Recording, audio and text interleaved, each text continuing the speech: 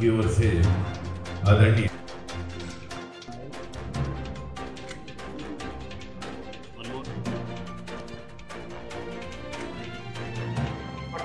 Year है Agra beyond ताज, जिसमें स्पीहा को स्पॉन्सर है स्पीहा tourism guild of Agra and UP tourism. इनके साथ मिलकर हम पिछले 14 वर्षों से आगरा जो ताज की बियॉन्ड चीज़ें हैं, जैसे आज आप देख रहे हैं बटेश्वर टेम्पल्स के बारे में, ऐसे ही हमने पहले फूड्स ऑफ आगरा, इसके पहले हमने और सांस्कृतिक cultures of Agra, languages of Agra, इस तरह के और कार्यक्रम किए हैं। आज हम ये बताना चाह रहे हैं कि स्पीहा जो कि एक एनवायरमेंटल संस्था है, ये एनवायरमेंट संस्था कैसे हिस्ट्री से अपने आप को कनेक्ट कर सकता है कि शिव के समय जबकि हमारा जो नेचर था, एनवायरमेंट था, वो कितना प्योर था। उन्होंने गंगा जो थी वो कितनी प्योर थी, यमुना कितनी प्योर थी।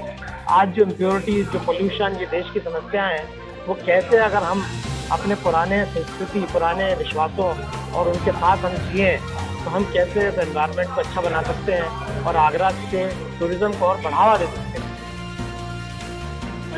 आज के प्रोग्राम के बारे में आज ताज महोत्सव के अंतर्गत में बड़ा सुंदर एक आयोजन रखा गया है बियॉन्ड द ताज, और इस बियॉन्ड द ताज के अंतर्गत में उत्तर प्रदेश पर्यटन विभाग के माध्यम से, साथ में हमारे टूरिज्म आगरा गिल्ड टूरिज्म विभाग के माध्यम से और अरुण नंदी इत्यादि सभी लोगों के सहयोग से एक बड़ा सुंदर कार्य रखा गया। ताज तो है ही है, ताज के अलावा क्या, और उस विषय पर भगवान शिव की नगरी के रूप में हम इसको कैसे विकसित करें। ये हमारा सौभाग्य है कि अभी कुछ ही दिन पहले जो है माननीय योगी जी ने बड़ा सुंदर आगरा शहर को मेट्रो स्टेशन दिया है, श्री मनकामेश्वर मेट्रो स्टेशन, और वो मेट्रो स्टेशन भी अगर जुड़ा है तो ताज से लेकर के मनकामेश्वर मेट्रो स्टेशन में जुड़ा है। तो उसके लिए यही एक व्यवस्था दी गई है कि हम शंकर की नगरी के रूप में हम इसको कैसे विकसित कर सकते हैं।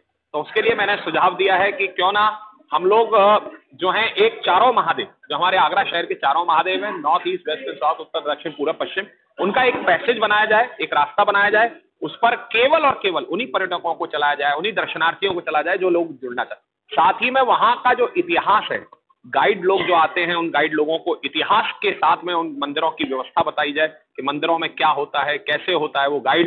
एक और विषय मैंने दिया कि क्यों ना जो गाइड लोग जो आते हैं वो धोती और कुर्ता पहन करके आए, वो, और पर्यटक भी जो आता है वह भी धोती और कुर्ता उसे पहना करके, त्रिपुंड लगा करके उसको लेकर के आया जाए और मंदिरों से उन्हें जोड़ा जाए। तो कहीं ना कहीं बहुत सारी चीजें हैं। इसके अलावा एक और मैंने विषय दिया था कि ताजमहल का जो पार्श है वहां पर भगवान कृष्ण की लीला है, जिसमें कि फूलों की होली है, साथ ही में रास है और एक चुरकुला नृत्य है। इसके अलावा यमुना पूजन वहां पर और आरती के स्वरूप में वहां पर किया जाए। धन्यवाद है जिन्होंने, आप सब लोगों ने मुझे बुलाया है, उसके लिए मैं इस आयोजनों मंडली को मैं सादर धन्यवाद देता हूँ।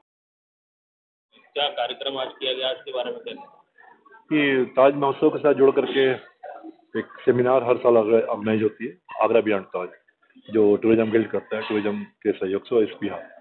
इसमें हम लोग ताजमहल के अलावा और जो जगहें हैं, कैसे और हम पर्यटक को यहाँ रोकें, कैसे हम पर्यटन बढ़ाएं, और जो यहाँ आ रहे हैं उनको आसपास कैसे ले जाएं, इसके लिए हर बार हम एक नई टॉपिक पकड़ते हैं। तो इस वजह से आपने देखा होगा इस बार जब शिवा टेम्पल्स, तो ये एक रिलीजियस टूरिज्म में एक बड़ा वो है।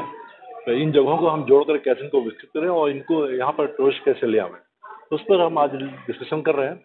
और हम इस पर पर्यटन विभाग इस पर अपनी कुछ योजनाएं बना रहा है कि हम इन सारे जो शिव स्थल है इनको जोड़ते हुए एक टूरिस्ट सर्किट डेवलप करें, और इन पे जो जहाँ कमियाँ हैं, जो जिस इंफ्रास्ट्रक्चर में जो ज़रूरतें हैं, उनको हम पूरी करें। इस बार देखें, इस बार हमने काफ़ी नई गतिविधियाँ की है, चाहे वो पतंग प्रतियोगिता हो, या फिर आपने देखा होगा इस बार हमने सुर सरोवर में भी 2 दिन का कार्यक्रम किया। इसके अलावा हम गिरासेड़ी में भी कार्यक्रम कर रहे हैं, और लड़कियों की एक बाइक रैली लड़कों की भी थी, जिसमें करीब पूरी इंडिया से 75 पार्टिसिपेंट्स रहे थे, वो हमने किया। हमारी 24 को मोटर रैली है। तो हम कई गतिविधियों को जोड़ा है कि पूरे शहर को एक उत्सव का माहौल है और लोग इसमें प्रतिभाग करें। भाई ये तो आयुक्त महोदया जो अध्यक्ष हैं, और बाकी उस समय डिसाइड किया जाएगा उनके स्तर से, कमेटी के स्तर से। ठीक।